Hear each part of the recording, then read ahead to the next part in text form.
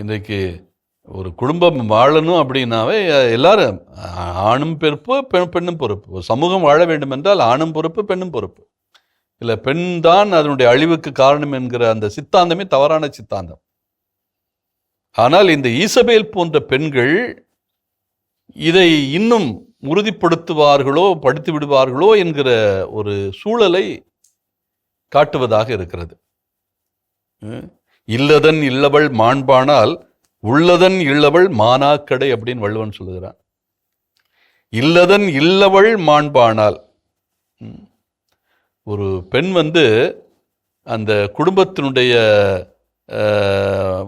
வாழ்வுக்கு அச்சாரமாக இருக்கணும். ஆனால் அப்படி அச்சாரமாக இல்லாதவள், அச்சாரம் என்பதை விட அச்சாணியாக இருக்கலாம். வண்டிக்கு மிக முக்கியமானது அச்சாணி. அந்த வண்டி அச்சாணி கலந்துட்டா குடஞ்சாஞ்சிரும். அதே மாதிரி தான் ஒரு குடும்பத்தினுடைய அச்சாணி யாரு? பெண், மனைவி. இல்லவள், இல்லத்தில் இருக்கிற இல்லவள், அதாவது இல் என்றால் குடும்பம், வீடு. இல்லத்தில் இருக்கிறவள், இல்லத்துக்கு சொந்தக்காரி, அவதான் இல்லவள். இந்த வீட்டுக்கு சொந்தக்காரி ஒரு பெண்.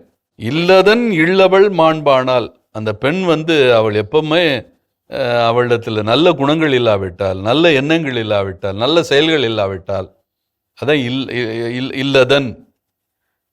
அந்த குடும்பத்தில் இருக்கிற ஒரு பெண் நல்ல குணங்களும் நல்ல தன்மைகளும் நல்ல செயல்களும் இல்லாவிட்டால் உள்ளதன் இல்லவள் மானாக்கடை, அந்த குடும்பமே ஒண்ணுமே இல்லாம ஆயிரும்.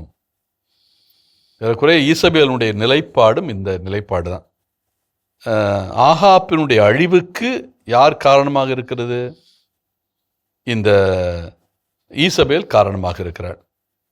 எனவே இந்த மிக முக்கியமானது ஒரு குடும்பத்திற்கு இருக்கின்ற தலைவி.